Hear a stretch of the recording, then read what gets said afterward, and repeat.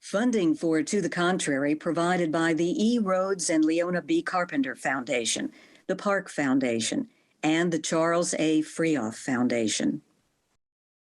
Coming up on To the Contrary. I would say that the one thing I am most hopeful about is that our president and vice president clearly understand the problem and are working to try to help solve it. So we know that there are things we can do right away that are fast, that are cost effective, but we need to look at beyond the problem today and start to plan for tomorrow.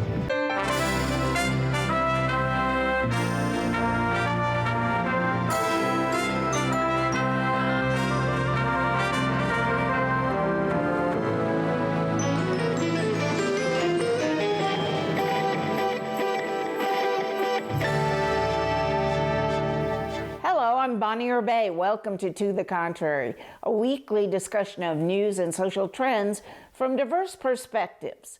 The U.S. has a homelessness crisis. The latest numbers from January of last year found 650,000 people without homes. That's 12% higher than the previous year. The woman who has overseen this enormous issue for the past 3 years was Secretary of Housing and Urban Development, Marcia Fudge. We are getting ready to change lives, and I'm just glad to be a part of it. We're going to be connecting the dots between housing supply, the innovative solutions on display, and homeownership through what we are calling our House Party 2.0. We do things like community development block grants, choice neighborhoods, so that we can build more housing in communities of need. And we do it on a huge basis. Fudge recently stepped down, retiring from public life. But before she left HUD, the former longtime member of the House of Representatives from Ohio and chair of the Congressional Black Caucus sat down with To the Contrary. She told us homelessness in America is an urgent issue. To resolve it needs to be front and center. Welcome, Secretary Fudge. Thank you so much for having me, Bonnie. It's a pleasure to be with you today. And thank you for joining us. So tell me, 650,000 people, no homes. First of all, is it a solvable crisis? Second, how does that impact the economy when you think about homeless families and the kids can't stay in school and transportation issues are a nightmare and all the rest of that stuff? Bonnie, I would say that yes, it is solvable. There's no question about it. But the greatest nation in the world should not have people sleeping on its streets. It is a tragedy, a travesty that we are where we are. Because the real answer, Bonnie, is housing. It's just that very simple. Not only is there a crisis of homelessness or unhoused people, there is a crisis of having low income and moderate affordable homes. As a nation, we have neglected to build affordable homes for many, many years, decades, literally. And it has finally caught up with us. So when you realize the fact that not only is it affecting people who are being pushed to the streets because they have no place to sleep, but think about young people coming out of school or young couples who can't afford their rent or have to stay with their parents because rents have become so high because of a lack of supply. So it's just basic economics, supply and demand. That's a lot of it. But secondly, of course, we have not done a real good job of dealing with people who have mental or emotional issues. It's another thing that we've not done. We tend to not provide services that address things like drug addiction, mental health. We have not done a good job as a nation to take care of people who need us most. When you think about the fact that probably 200,000 veterans sleep on our streets almost every night, what does that say about us? People who have given their lives. So yes, I know that it can be solved. We just need the will to do it, Bonnie. We just have to make ourselves as a nation say it's important enough to do. Too many of our children are born without a safe and stable place to call home. Too many children live in neighborhoods that do not have access to healthy foods, decent schools, or clean air. I remember Ronald Reagan signing some law or edict when he was president that said that localities could no longer put people in mental institutions against their will. And that, at least back then, was a big factor in homelessness, that people who otherwise might be taken care of in institutions well or not very well is another question, but at least they would have a bed to sleep in at night. Does this pit some portion of the social justice movement against the housing movement? In other words, on the one hand, some folks want there to be freedom to stay on the streets if that's what the person wants to do. And others say, no, they should get a house. I would say that data shows very, very strongly that people do not want to sleep on the streets. People, give you an example. I met a gentleman in San Francisco. I was out there with Mayor Breed, and we were going into a shelter, which was an old apartment house that the city had purchased to house those who had been on shelters. The gentleman says to me, I was not on the streets because I was an addict. I was not on the streets because I was a criminal. I make $1,000 a month in my benefits. There is nowhere here I can live. So it's not about people choosing necessarily to live on the street. Now, I'm not saying it doesn't happen, but it doesn't happen often. People now with young families, which is one of the fastest growing groups of people on the street, they do not want their children sleeping on the streets. Women my age, Bonnie, are now another fast growing group of people who are sleeping on the streets. Don't want to sleep on the streets. But because we have a lack of housing, we have a lack of a real plan, and we don't tend to want to prioritize the fact that every person in this country should have a decent place to sleep. We know that most people who really should have a home don't have one. And so we have made it easier for people of color and people of modest incomes to purchase a home. We have said no longer will student debt prevent you from buying a house in this country. So we have changed the way we calculate student debt. You shouldn't be punished for getting a better education.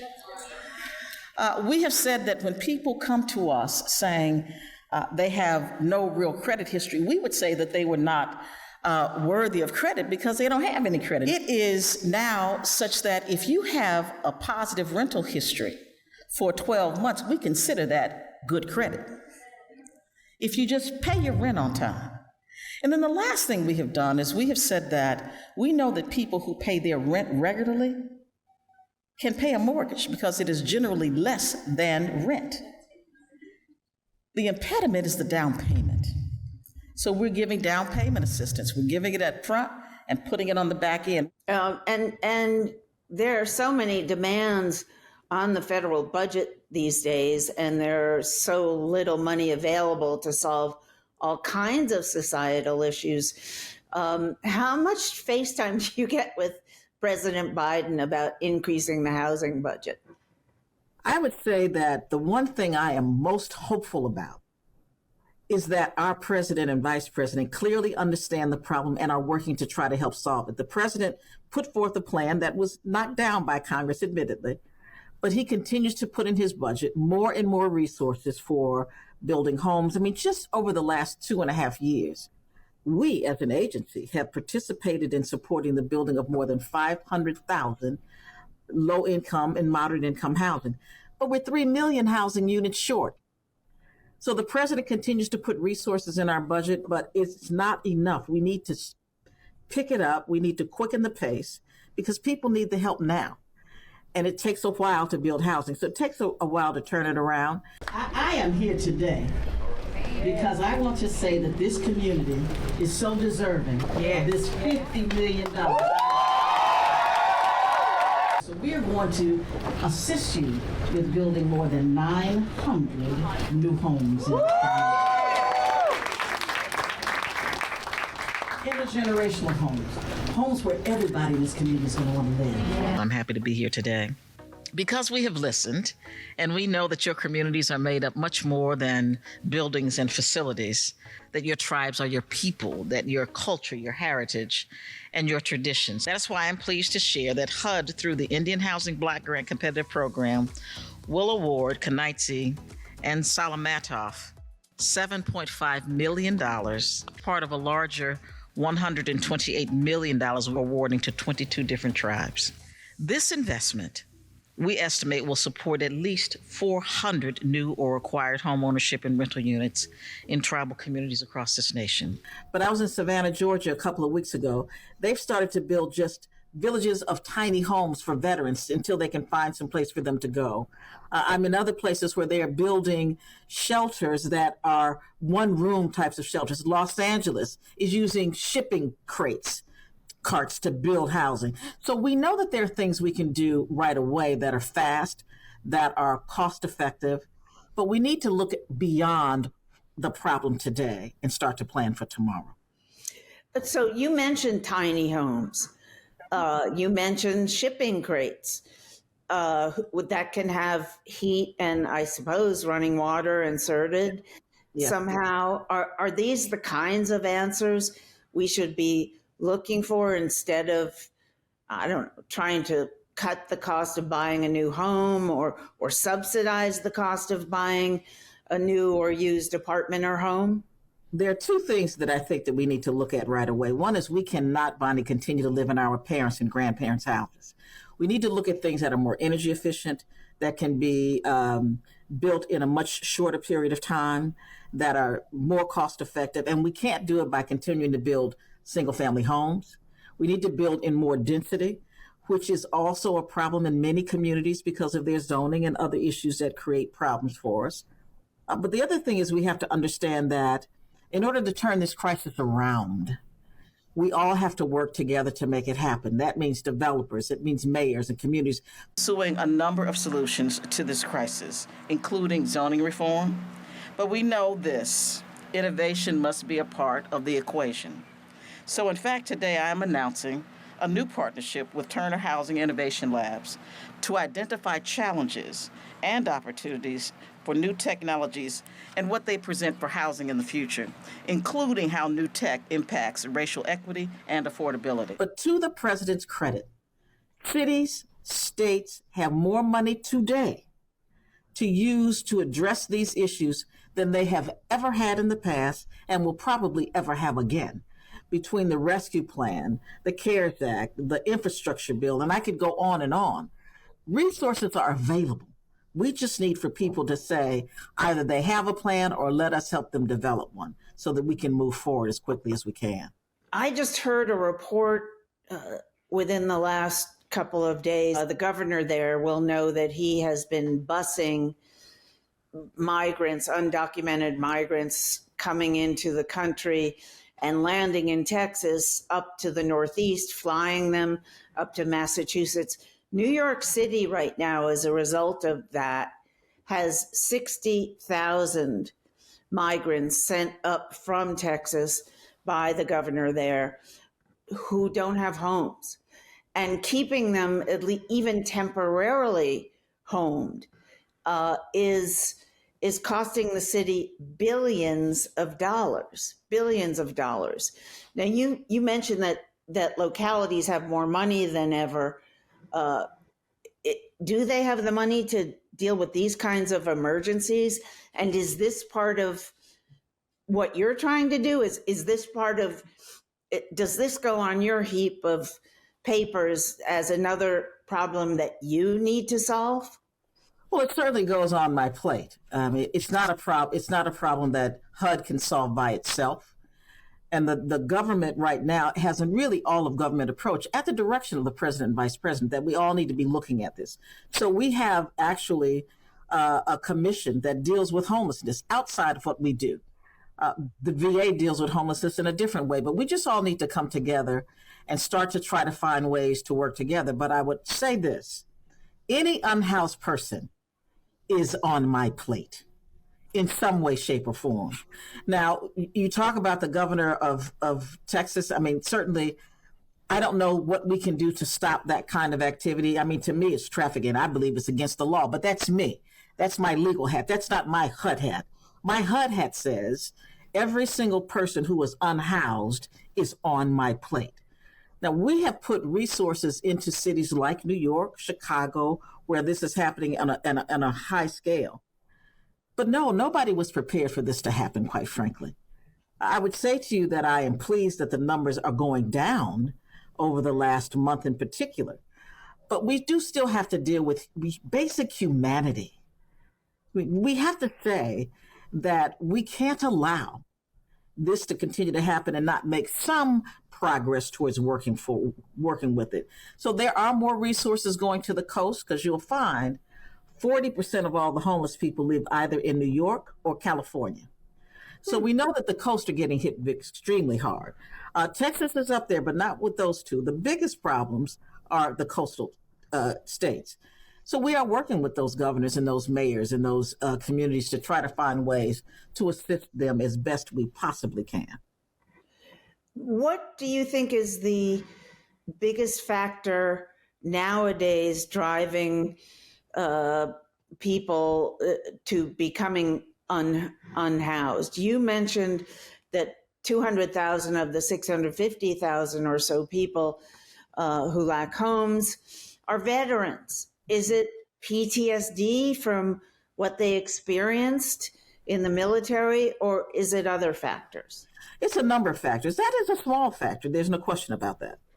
But I think the bigger factor is, as we look at the fact that over the last 3 years, we at HUD have assisted through our resources more than 1 million persons who have been unhoused, either through supporting them with services or actually getting them housed. 1 million plus. And we still have a problem of 600,000, because the more people we get off the street, of course, another group of people goes to the streets. But I go back to where I started. There is no place for them to go where they can afford to live. The answer is housing. So we have to get people to understand that even when we can get people to a place where we know that they are stable enough to move into permanent housing, we have to have the housing. No one should have to sleep in their car, have to couch surf. Can you imagine every day not knowing where you will sleep or eat? It is a very difficult thing to do in the greatest nation in the world. We should be ashamed of what we allow to happen to our children every day. So it is my job and those people who work with me to ensure that everyone has a chance to live in a just community where people can find quality rental housing, no matter whether they have money in the bank or whether they have a housing voucher in their hand. In caring communities, those who re-enter society will finally get a real second chance to live in a place that they can call home. And I say, as both the HUD secretary and as someone who grew up poor, growing up should not be hard. It should not be hard. But too many people, especially young people in this country, don't have those opportunities. We have landlords who don't want to take vouchers. And so we have that source of income discrimination that we deal with on a regular basis. We have just not enough housing in particular communities, or we don't have housing where there are jobs and people have no transportation. It is all of that, and it is all of government that have to solve the problem.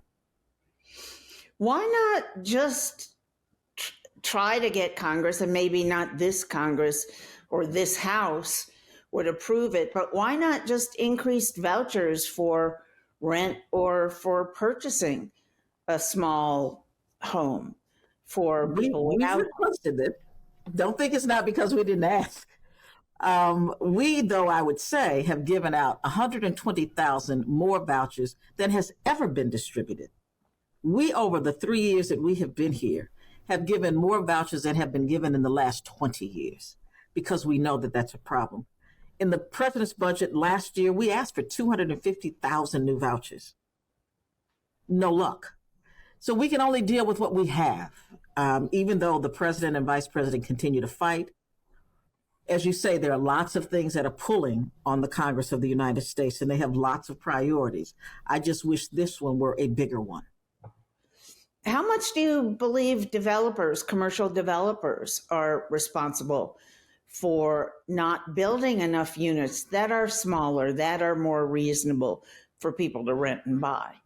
Well, I can't really fault them for building something that, to their way of thinking, has not been profitable. They are in businesses. But what we have done since we have come in is we have said to developers, we're going to give you more resources to make it affordable. We're going to make you whole by closing some of the gaps that come with building affordable and low-income housing. So we've changed the way that we deal with low-income housing tax credits. We've changed the way that we look at financing and are giving them better packages. We're looking at ways that we can deal with insurance in a different way, as well as we are saying more money is being put into the Housing Trust Fund for the lowest income persons, but we're working with communities to assist them with loan packages, to assist them with vouchers for whole development. So we are working with developers every day, and they are starting to come forward because they see that we're making an effort, we can make it profitable, and we will work with them. And so you are seeing now more and more homes being built, but we've got a long way to go.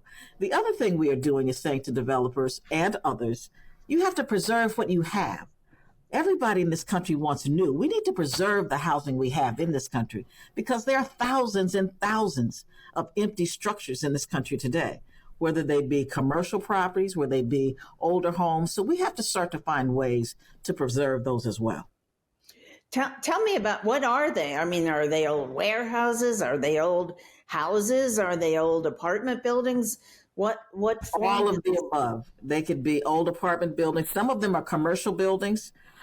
Some of them are older warehouses, as you suggest. Some of them were office buildings that have plenty of the structure that we want. But what we need is just a structure that is sound. Because think about it, Bonnie, you've already got an infrastructure in place. So we don't have to necessarily worry about running pipes, doing excavating, etc. It's all there. So if it is something that we can retrofit or rehabilitate in a way that makes it comfortable for people to live, you see it in New York and every place else, these lofts and things that people are paying gazillions of dollars for. We can do that for people of modest means as well. So, but I'm a little confused because you say that states and localities and the federal government are devoting more financial resources to this than ever before, and yet the problem still exists. So do you, Secretary Fudge, do you see a time when the housing crisis will ever be solved? I do believe very, very strongly that this still is the greatest nation in the world. I think it will be solved when we decide we want to solve it. If we put our minds and our resources towards helping communities in need to help those who are most at need, we can solve it. The possibilities are endless. We have a lot of work to do to live up to our possibilities and to our promise. So we must work to build a just and caring community and ensure that our children of all backgrounds, in all neighborhoods, can thrive, not just grow, but thrive. As the 18th Secretary of Housing and Urban Development, I know that having access to good housing is key to having a good life. I was a kid that grew up poor, didn't even know I was poor. And let me tell you why I didn't know I was poor. Because I had a home. I had a place where I could go and feel safe and feel encouraged and supported and unapologetic about my circumstance in life. We lived in this big two-family house. On one side was my great-grandparents, my aunt and uncle, their 6 kids, and whoever came from the South. On our side was my grandparents, my mother, my brother and I, my aunt and her kids, and whoever came from the South. That is how we grew up, and I thought nothing was wrong with it. I never thought about the fact that I was living in overcrowded conditions. I never thought about anything because I felt loved and supported and safe. Every child should feel that same way, no matter their circumstance. So when we talk about building a country that lives up to its ideals, we must talk about building communities where everyone has an opportunity to succeed, and we must start with housing. It is the foundation for everything that comes after. We know that we are 3 million housing units short. We know that public housing, most of it is 60 or 70 years old and needs to either be replaced or needs to have significant facelifts, even just to get the plumbing and electricity, et cetera, where it ought to be. But you can't do it when you know that just in New York City alone, Public housing needs about $70 million to bring everything up to code, but our budget is $3 million for capital improvements, and we have these units all across the United States. So when we decide that we are serious enough, that it is a big enough problem, then we'll fix it. But Bonnie, the thing that I will say to you last is that we have become a nation that almost ignores the pain of poor people. You drive by an encampment long enough, Bonnie, you stop seeing it. You don't see the people in it. All you see is a tent. So until we can make it personal, we're not going to solve it. But I do believe strongly that we can.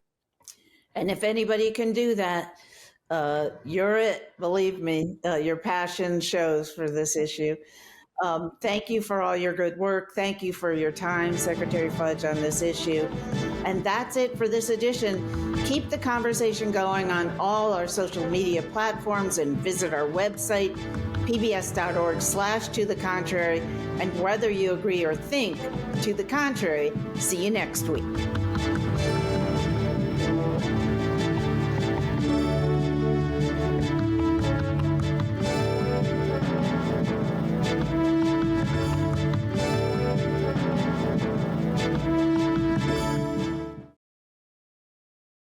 Funding for To the Contrary provided by the E. Rhodes and Leona B. Carpenter Foundation, the Park Foundation, and the Charles A. Freoff Foundation. For a transcript or to see an online version of this episode of To the Contrary, please visit our PBS website at pbs.org/To the Contrary. You're watching PBS.